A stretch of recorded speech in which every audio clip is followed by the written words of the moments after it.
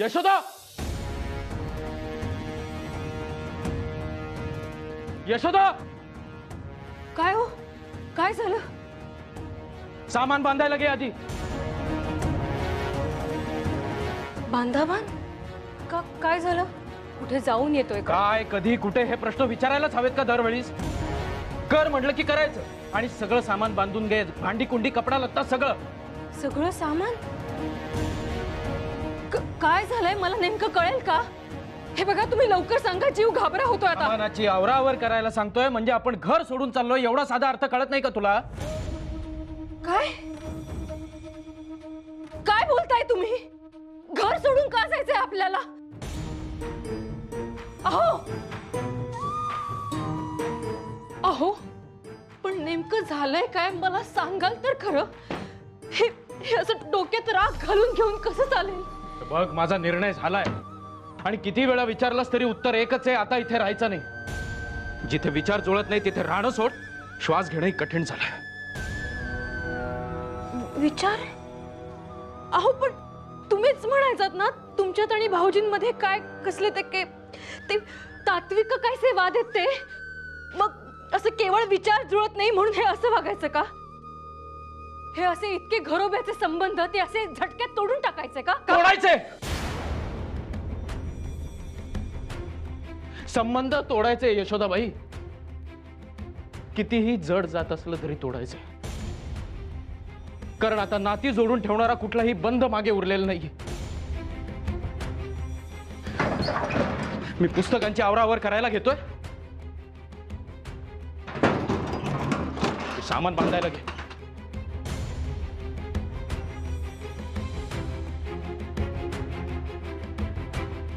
किती वेळ अशी उभी राहिलीस तरी माझा निर्णय बदलणार नाहीये. सामान बांधायला घे.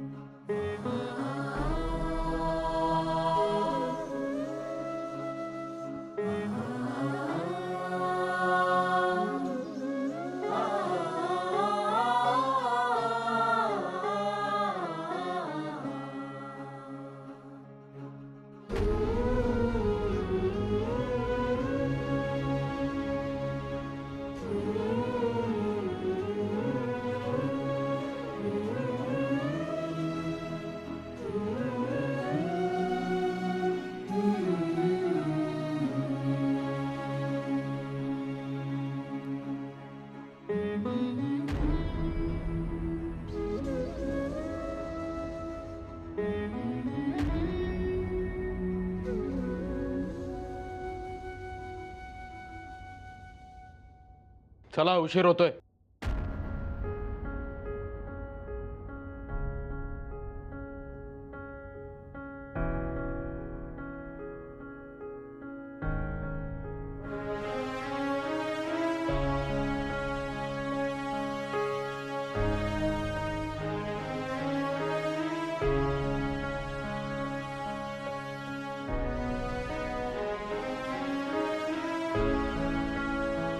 अहो, पण आता कुठे जायचं आपण? आत्ता तरी या प्रश्नाचं उत्तर माझ्याकडे नाहीये.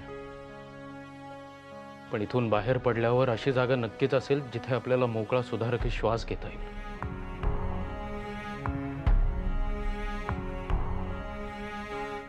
चल.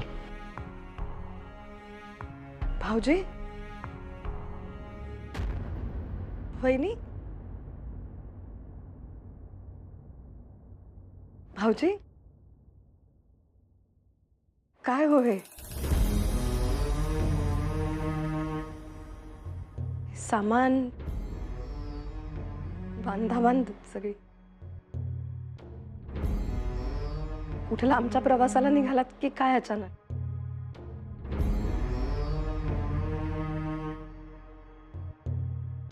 वहिनी, मला काही बोलला नाहीत तुम्ही? काय झालंय काय? वहिनी निरोप द्या. येतो आम्ही.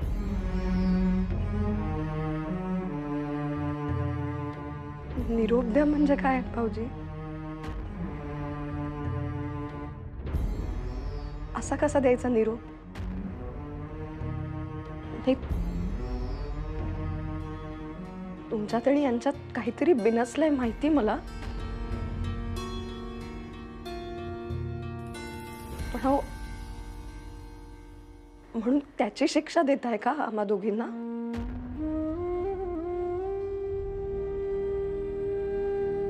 ते काही नाही. मी काही तुम्हाला या घराचा उंबरठा ओलांडू द्यायची नाही. हा वहिनी, तुम्ही सगळं सामान आत नेऊन ठेवा. पाहू जा जा बरं. मी सांगते म्हणून ठेवा. तुमची मोठी बहीण सांगते म्हणून ठेवा. तेवढा हक्क आहे माझा.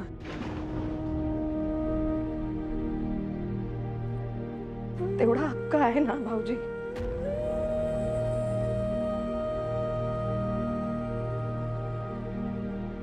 आता या बंधनात आम्हाला अडकवू नका वहिनी.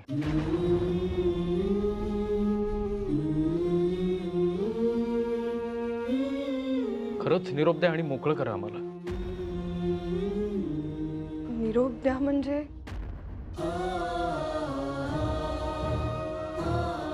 असा कसा द्यायचा निरोप भाऊजी? पहिली तुम्ही सांगा काहीतरी त्यांना. अहो, जन्मोजन्मीची नाती आहेत ही. अशी एकदा निरोप द्या म्हटल्यावर तुटतात होय. तुम्ही दोघांनी एकत्र एक वाट चालायची असं ठरवलं आणि आम्हाला दोघींना एकत्र आणलं.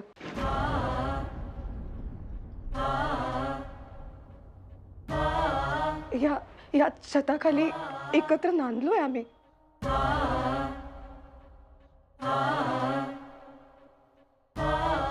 मी अस्वस्थ असेल ना तर त्यांच्यावरही कळ उठते. त्यांना जर का काही दुखलं खुपलं तर माझ्या घशाखाली घास उतरत नाही. मग आता तुमच्या या भांडणात ही नाती तोडू म्हणता का हो भाऊजी? या तुमच्या व्यवहारी जगात आमच्या भावनांना काही किंमत नाही? मुळात त्या भावनांची किंमत करावी इतक्या स्वस्त आहेत का त्या?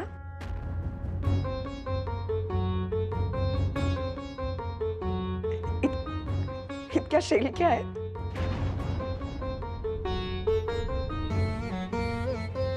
तुमच्या या धारदार स्वाभिमानापायी आमच्या बायकांच्या मनांना होणाऱ्या जखमा, आमची घायाळ मन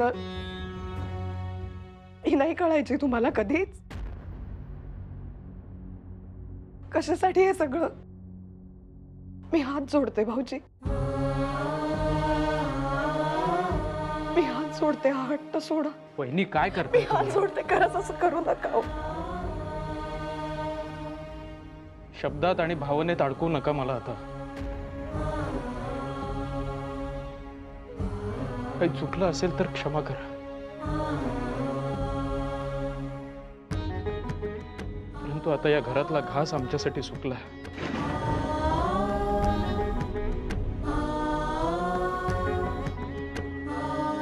वैचारिक मतभेदांची दरी इतकी खोल गेली की त्याचा तळ गाठायचं म्हटलं तरी मन आणखीन दुखावली जाणार आहेत.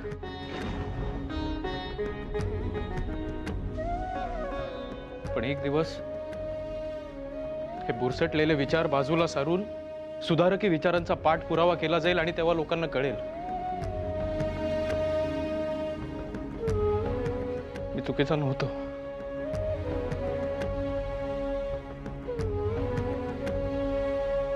सामान एकत्र कर. मी टांगा बोलवून आणतोय. ऐका ना.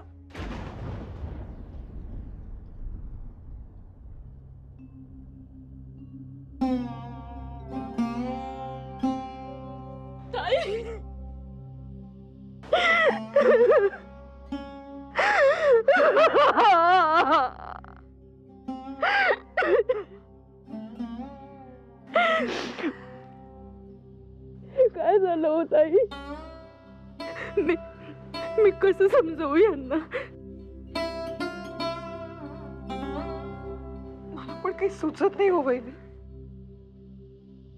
हे आता इथे असते, काही बोलले असते, समजावलं असतं, पण भाऊजी हट्टालाच पेटलेत हो. चला लवकर, टांगा आलाय.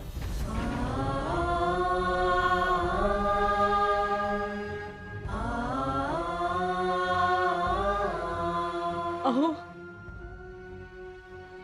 यशवंत आज झोपलाय. कृष्ण त्याला खेळ. कृष्ण थांबा.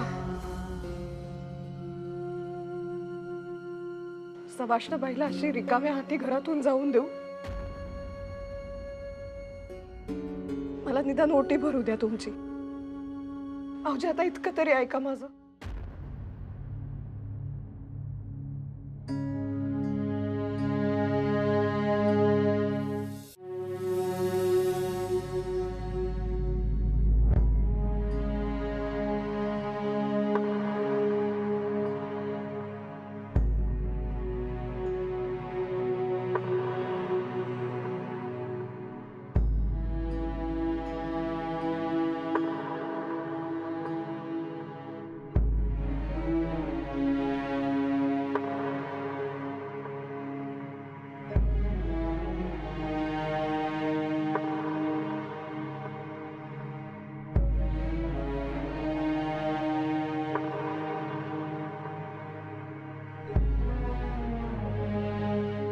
नमस्कार.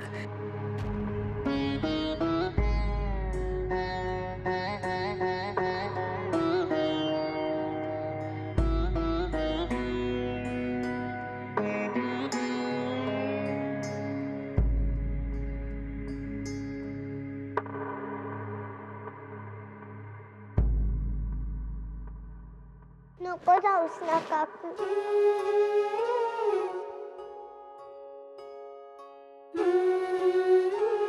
कृष्णा बाळा, आईला त्रास नको देऊ.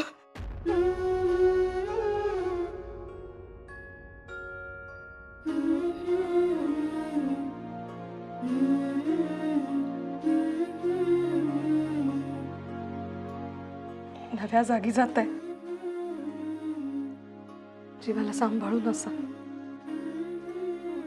चला लवकर, उशीर होतोय.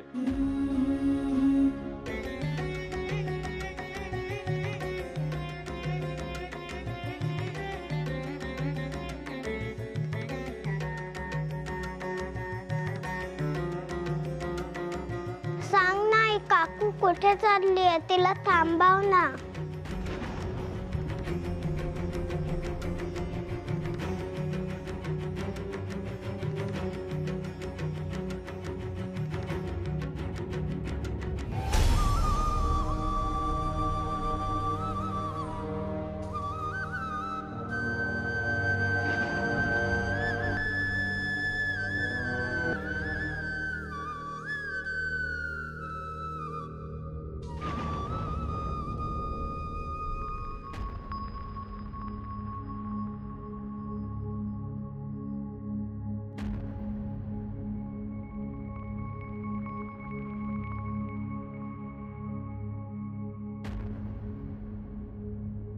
अहो अहो, भामे, आज नको. कुठल्याही प्रश्नाचं उत्तर देता येणार नाही आज.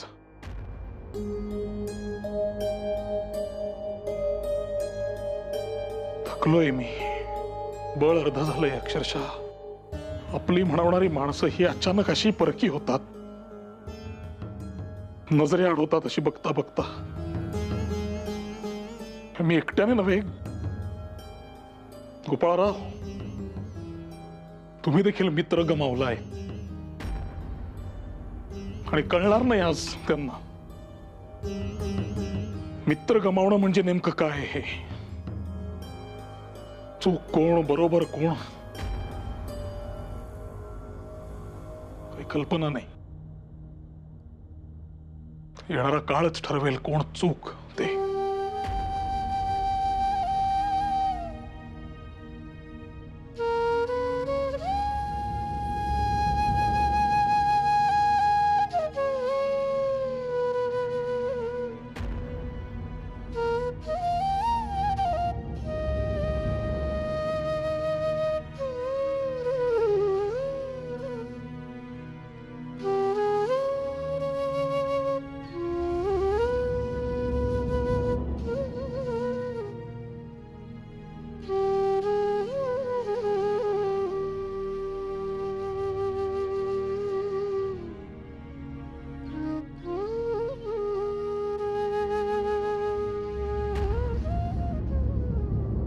टिळकांची वैचारिक वाद झाल्यानंतर केसरीचे संपादक पद सोडले. त्यालाही आता बराच काळ गेला. अनेक वर्ष केसरीशी असलेलं नातं वैचारिक मतभेदांमुळे तोडून नवी सुरुवात करण्याचा निर्णय घेतला आणि माझ्या सुधारकी विचारांना समाजासमोर मांडण्यासाठी हे पाऊल उचललं. सन 1888 सुधारक या वृत्तपत्राचा पहिला अंक छापला गेला. समाजातील अनिष्ट रूढी चाली याविरुद्ध आवाज उठवणे हे मुख्य उद्दिष्ट असले तरीही या वृत्तपत्रात राजकीय आणि अर्थशास्त्र विषयक लेखही आवर्जून लिहिले जात आहेत. समाज सुधारणेची वाट गुलाबाच्या पाकळ्यांनी सुशोभित केलेली नसणार याची आम्हास कल्पना होतीच, नव्हे तशी खात्रीच होती. पिढ्यानपिढ्या ग्लानीत असणाऱ्या या समाजाला जागे करणे सोपे कार्य नव्हेच. सुधारक म्हणून जे लेख छापून आले त्यांना समाजातून चहूबाजूंनी तीव्र प्रतिक्रियांना तोंड द्यावे लागले. अगदी खुनांच्या धमक्यांपासून ते जिवंतपणीच प्रेतयात्रा काढणे असे प्रकारही घडले. मात्र आम्ही आमच्या उद्देशापासून विचलित झालो नाही. इष्ट असेल तेच बोलणार आणि साध्य असेल तेच करणार या आमच्या स्पष्ट भूमिकेतून सामाजिक सुधारणांचा कडवा पुरस्कार आम्ही कायमच करत राहू. भले यात समाजाचा रोष आम्ही ओढावून घेतला असेल, परंतु भविष्यात याच सुधारणांची कास धरून नवीन युगाचा जन्म होईल आणि समाजाची वाटचालही. तेव्हा भविष्यातील सुधारकी सोनेरी दिवसांसाठी आज हा त्रास सहन करण्यावाचून गत्यंतर नाही.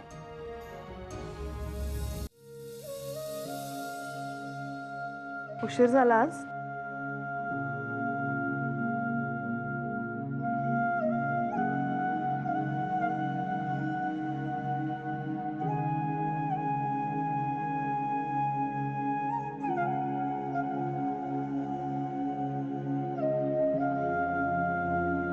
काय झालंय?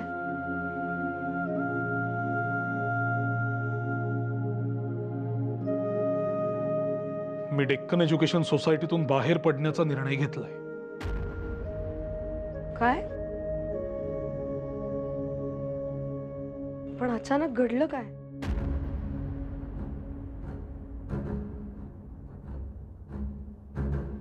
काय घडलं?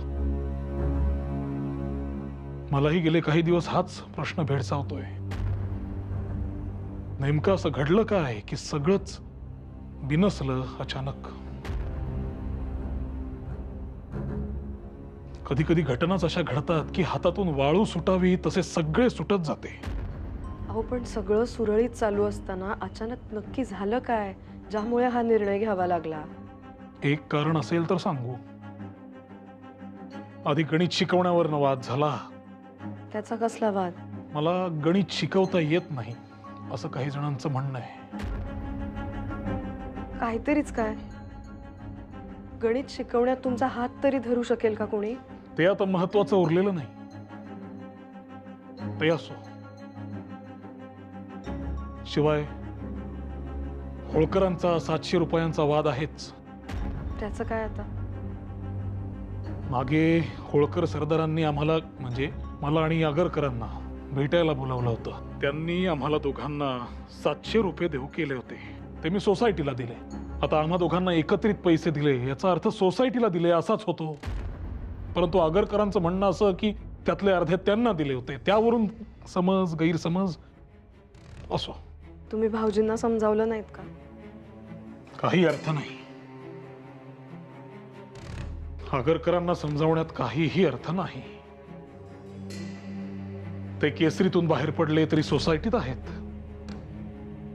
ते केसरी सोडून गेले, मी सोसायटी सोडून जाईन आता त्या संस्थेशी यापुढे माझा काहीही संबंध नाही. अहो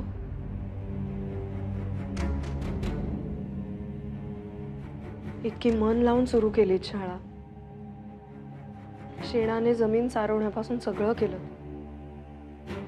एका क्षणात संपलं सगळं. छे, संस्था एक गेली तर नवी उभी राहील. एक काय अशा 10 संस्था उभ्या राहतील. तुटलेली माणसं पुन्हा जोडता येत नाहीत भामा.